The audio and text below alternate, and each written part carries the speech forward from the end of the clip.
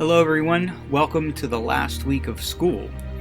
This last week may be somewhat like our normal last week, only just without students.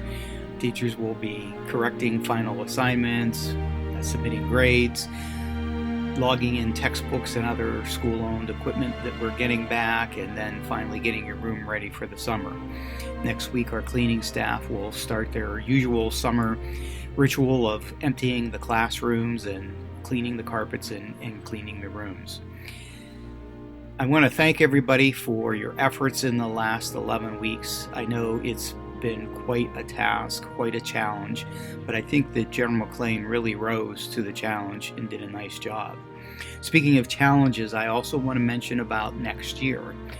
There are a lot of people talking about what next year might look like, what it may not look like. There have been a lot of reports put out about how we will go back to school. After looking at some of those reports, I have to tell you they are not being written by people who have a clue as to how you run a school. But I have found some good stuff to guide us. In this summer, we are going to be doing significant planning to prepare for the possible scenarios we will face next school year. Some of the challenges that we'll be looking at is the fact that statewide surveys have shown that only 62 to 67% of families may want to send their children back to school in the fall. That might mean that a lot of students opt for cyber charters, which would be devastating to us. We would lose millions of dollars, and a third of our staff would be rendered unneeded.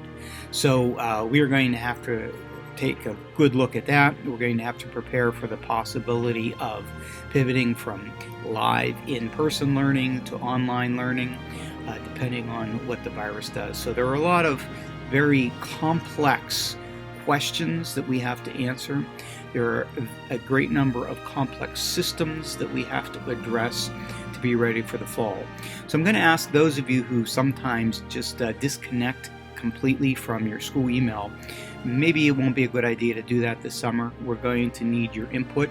We're going to be looking for some volunteers to serve on what are being called rapid response teams. And we're going to just have to take a good deal of time to get ready for the next school year. So much to be done, much more to come. Stay tuned, stay calm, and grow some vegetables.